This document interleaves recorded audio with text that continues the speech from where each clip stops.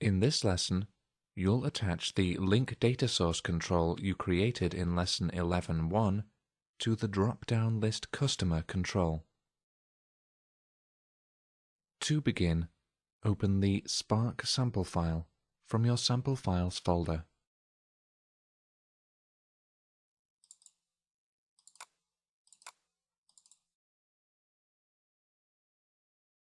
And open New Transaction.aspx in Design View. Now we are going to set the data source of the drop-down list customer control. First, click Choose Data Source from the Quick Tasks menu of the drop-down list.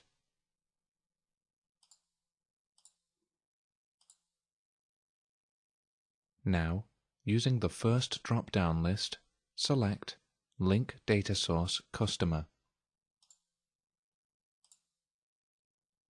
This is the link data source control you created in Lesson 11.1. Next, select Customer Name from the second drop-down list.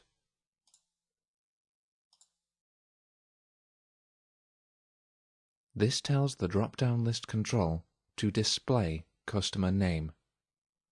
This is the value that will be shown on the page, and it will be stored in the drop-down list customer.selecteditem.text property.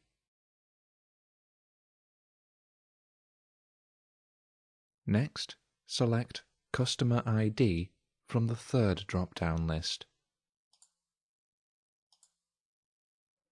This determines the hidden value that will accompany each item in the drop-down list control.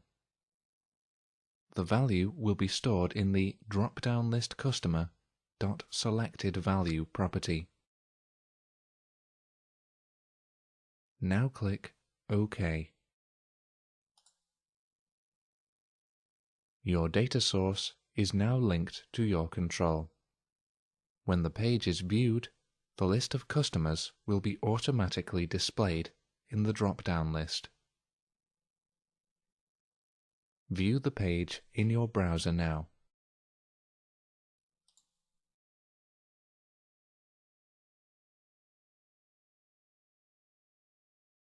As you can see, the customer drop-down list has now been populated.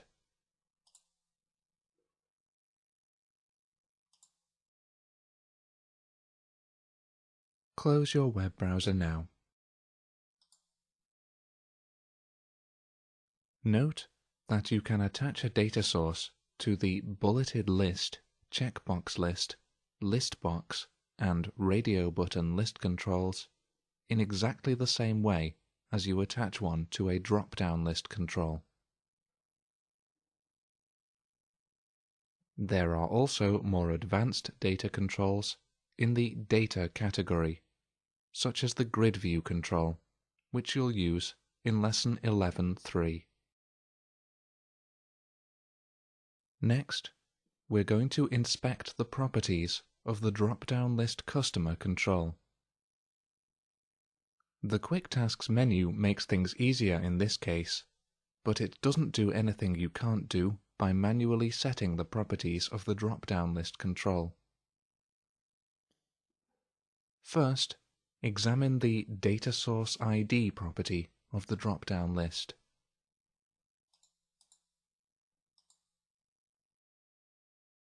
This property determines which data source control the drop-down list uses. As you can see, it's currently Link Data Source Customer. You could change the data source by changing this property. Next, examine the Data Text Field property. This is the field that is displayed in the drop-down list control. It is currently Customer Name.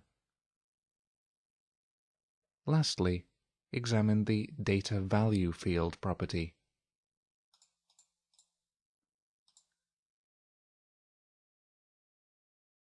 This is the field that is stored in the hidden value of each item.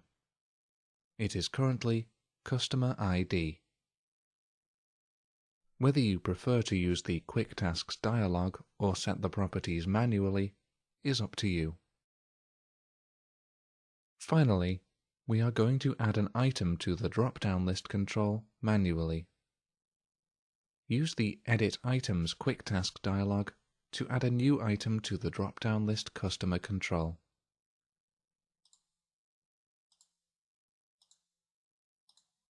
Give the item the text -- select customer --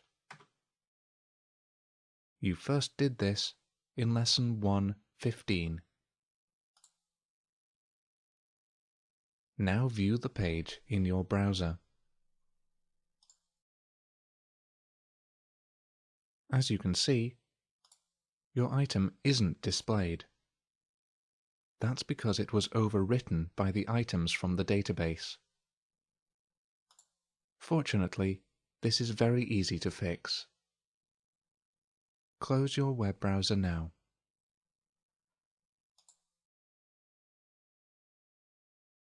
Now find the Append Data-Bound Items property of the drop-down list control and set it to True. This means that items from the database will be added to the drop-down list control instead of overwriting any existing items. View the page in your browser again. This time, your manually added item stays where it is.